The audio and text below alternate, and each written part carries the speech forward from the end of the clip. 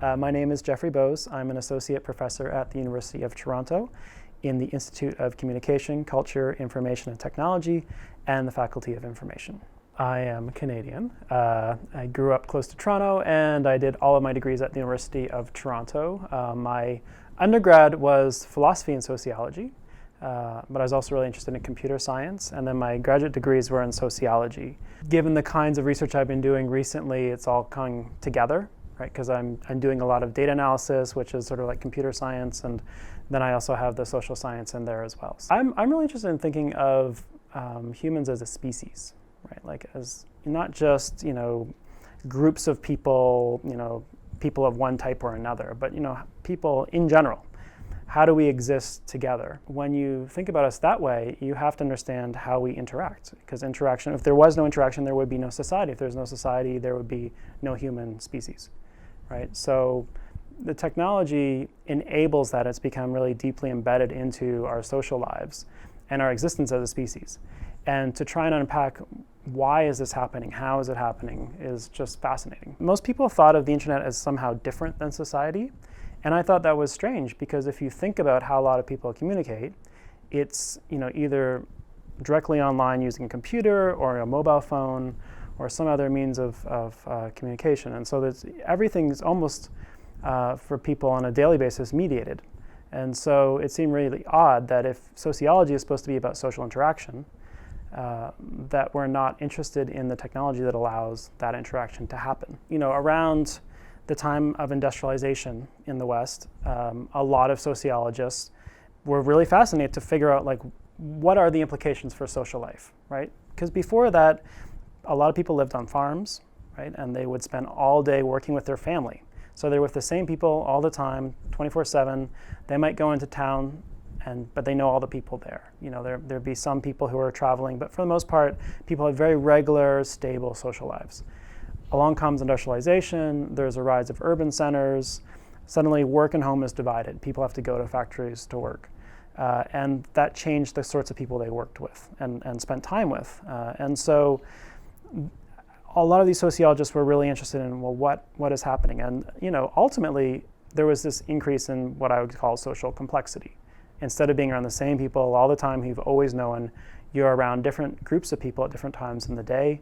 Some of them you know well, some of them you don't know very well. A lot of my research started off thinking about the internet and society, and within the internet back in the 90s and 2000s, of course, email was the thing that people were doing. There was no social media. And then before even social media became popular, there's this interesting trend starting in Japan where a lot of young people were using their mobile phones to text each other. And before that, mobile phones were just for calling. And it was like a big thing when people in North America found out about this, oh my goodness, these Japanese people, all these young schoolgirls on their phones, looking at the screens, not holding it up to their ears. What's going on there? And then there's all these stories like technology in Japan is so advanced and it's a technological culture and blah, blah, blah. Having spent time there, I realized it's in some ways not at all a technological culture, right?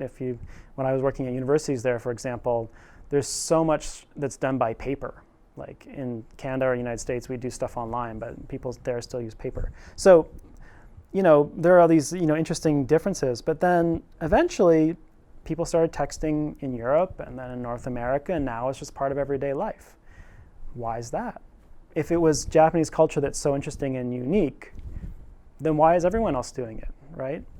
Maybe there's something about the culture that allowed it to start there first, but there are other factors aside from culture as well. So, we can always look at different societies and say, oh, it's culture or it's, the technology they have there or whatever. But a lot of times, what's fascinating is despite all of these differences, we tend to find these sort of similar patterns across societies. So my most recent study, I've been really interested in understanding how people use their mobile phones to connect with different people in their lives. And a lot of research has shown that when people use their mobile phones, especially for texting, it's mostly to text just a small number of people. Most text messages go to 5 relationships. I developed this study, and in the study, I asked people if they would install an app on their phones, and I explained how the app worked. The way it works is, it would take the time and dates of calls and text, and it would have a string of numbers and letters that would hide the phone numbers. So I wouldn't know the actual phone numbers, but I know the time and dates with different types of people. And so when I was looking at that data, I found just the same thing that other people had found. Most of the texting goes to these top 5 people. But one thing that surprised me is that there seems to still be a lot of texting with other people, just not very often. So like within 2 months, people text on average about 18 different people. So even though most of the texting going to the top 5, there's all these other people, and there's just, they're just like little sort of clustering of texts. You have like one day there's this relationship and there's a few texts there, and another day it's another person and a few more texts there. And that's really fascinating to me because a lot of people feel that the mobile phone is used just to connect with a small number of folks, and that's potentially bad because you're not building new relationships, you're not expanding your social world. But what I'm finding evidence of is the fact that it is actually used more broadly. It's just I think people haven't focused on that because the big thing is texting with these 5 people. Right? So that's what has occupied people's minds who are doing research in this area. But there's this new thing that's happening, and it's really interesting. Why is it happening? Who are these people that we're texting, and why should we care about social complexity or these other things that I'm interested in? And it always goes back to values, right? So, some people find things are valuable if it helps them make money. Could this help you make money to understand complexity in your own social network? Maybe, right? Maybe you could develop an app that would allow people to leverage this sort of complexity and maybe manage it better and so on. I find it interesting just because I'm interested in people. I'm interested in social life. I think that's a fascinating topic. And even though there's a lot of applications of that, I find that discovery and that understanding an end in itself. People are very interested in their relationships, right?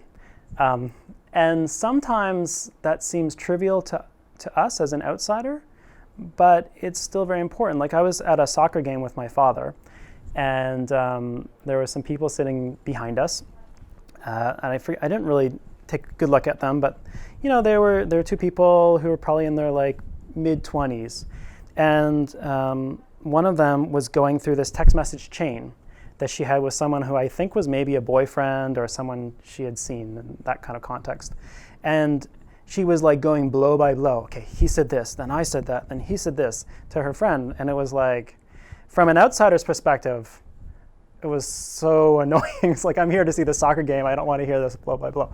But to them, it was fascinating, right? Because they're trying to unpack what happened in that interaction. And they're using the technology to go back and trace through the interaction and figure out what happened there. And so I think people can pull out of this type of topic, of what social complexity and technology, whatever it is that interests them and that they could apply to their own particular circumstances. Maybe if this person was interested in understanding what happened in this interaction, she could think about, the larger social context in which it was happening and maybe have some, a little better grasp on why it might be happening to provide some more insight. People are curious about their own lives in a very tangible way. I think if some people are also interested in like these larger social patterns, so these ideas that come from the study of technology and society, then that might also help them think about what's happening in their own lives from a different perspective.